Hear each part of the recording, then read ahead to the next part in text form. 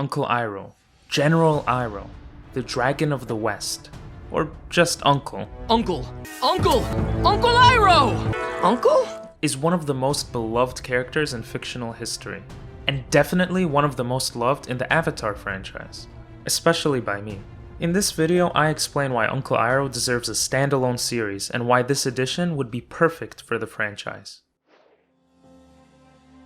Although Iroh has been seen to be an older, wiser, quote-unquote good person with abundant knowledge and power, he wasn't always that way. He went through a lot of hardship and war before becoming the calm-loving T-Man we all know today. In fact, we learned that his vision about the Earth Kingdom is a big part of who he was, and how certain events led him to become who he is. When I was a boy, I had a vision that I would one day take Ba Sing Se.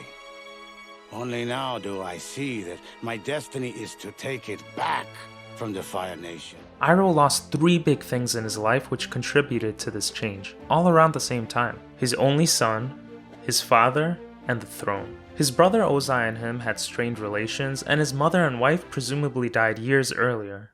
He had no one left, except Zuko, who he came to see as his own son. Ever since I lost my son, Uncle, you don't have to say it. I think of you as my own. Exploring the themes of family and seeing how a royal member of the Fire Nation interacts with other nations' people in a time of war can be quite insightful towards what made Iroh the character we see in the original series.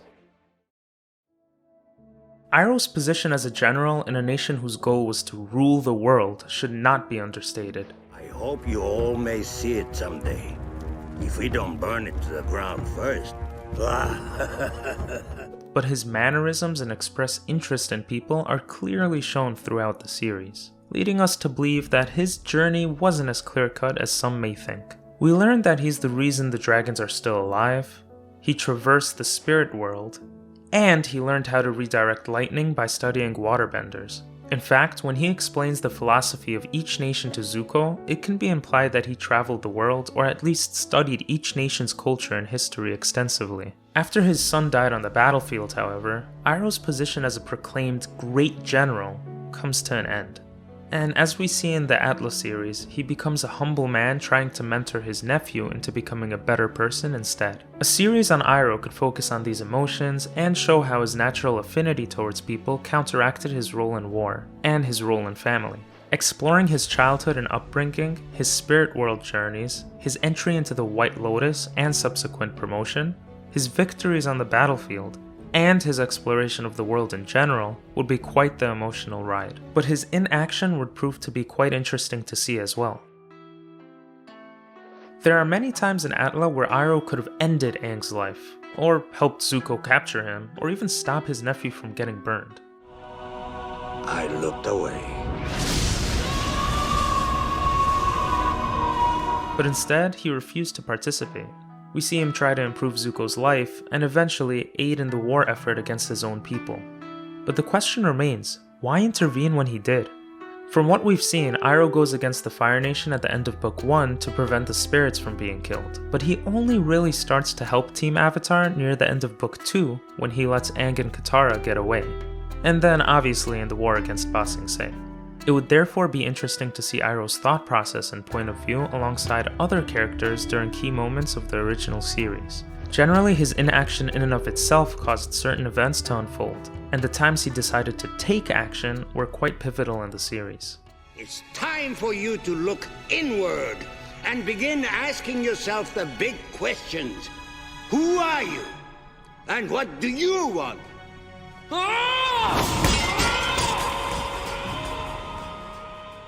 A story on Iroh would be broken up into several books, focusing on his upbringing, his military victories, his spirit world journeys, and his interactions and explorations of the world.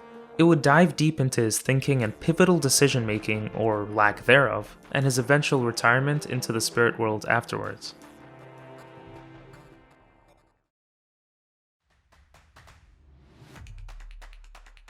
The first season would focus on Iroh's upbringing and would allow us, the audience, to learn more about the intricacies of the Fire Nation. The dark elements of this time, including the torture of civilians, and the overall feeling of Fire Nation citizens, especially in the capital, would be concentrated on as well. It would have a more personalized focus on Iroh's possible apprehension on certain aspects of the war, and how he deals with those feelings as a young heir to the throne.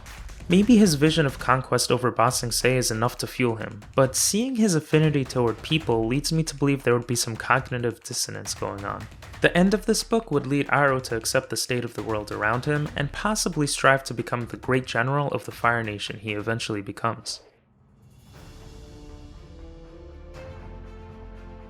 This book would focus on Iroh's conquests and victories in war, and how that may have affected him psychologically. It would also delve deep into some pivotal moments in his life, like when he learned the secrets of firebending from the dragons, and also his journey on developing the redirect lightning technique.